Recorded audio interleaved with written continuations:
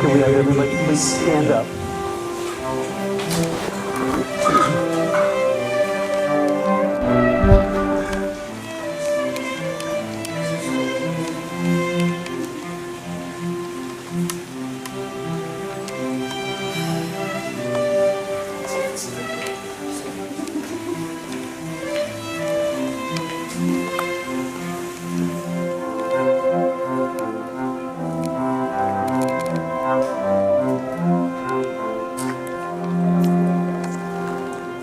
Paul and Marie have invited me here today to witness the exchanging of vows that will unite them in marriage.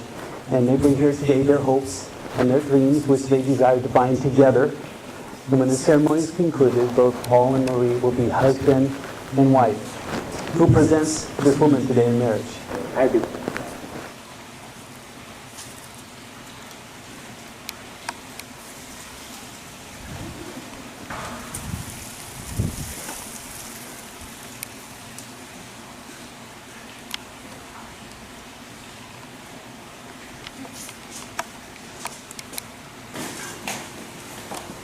Well, you two, you made it.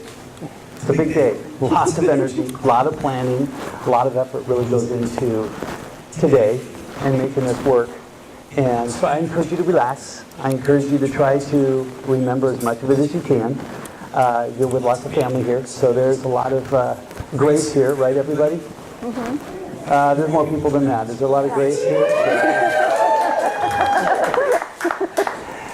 But really, your story goes back to March 26, 2014, is when you first connected. And you connected very lightly, just a couple phone calls, just kind of testing the water there. But it was April 10th that you decided we were actually going to meet each other and go out. And you did, and there was Escondido Surfing Bowl.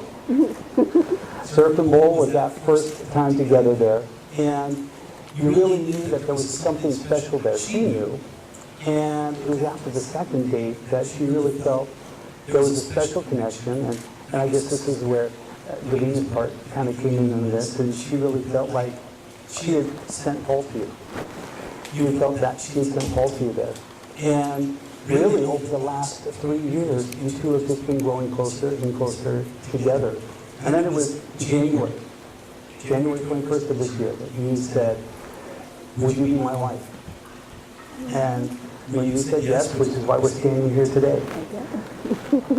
So it's wise to understand that life is done better together than apart. Finding each other and realizing that this is the right person to spend the rest of your life with is very important.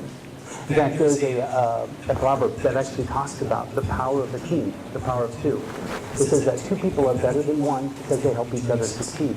If one person falls down, the other is right there to help them up. But how can one be helped up alone?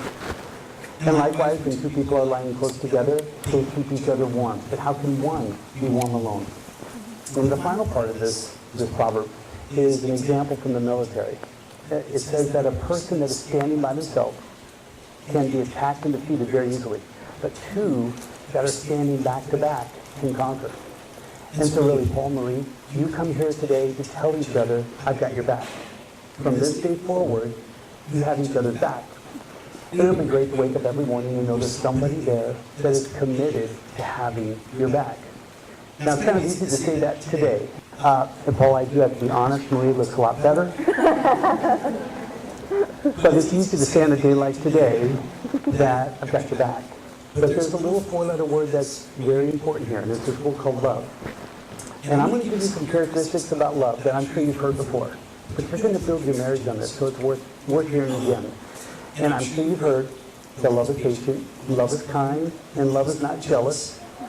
And I know that neither one of you are control freaks, but should that come, okay, maybe a little, there's a little there. Should that come up, or when that comes up, there's space, there's margin when it comes to love. And then love is not proud or boastful. And I tell couples this all the time. If you want to be proud about something, then be proud about your spouse. And tell all your friends and family how proud you are of them. I mean, that is a healthy thing to do. And then love is not rude, it's not self-seeking, it's not easily angered, and it keeps no record of wrong. Now, there's no way Those two of you have made it for three and a half years now without understanding the power of forgiveness. And that is the key to having each other back. So don't keep score, but keep forgiving.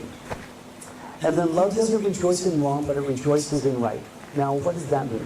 Well, you each have strengths that you're bringing to the team, but you're both human.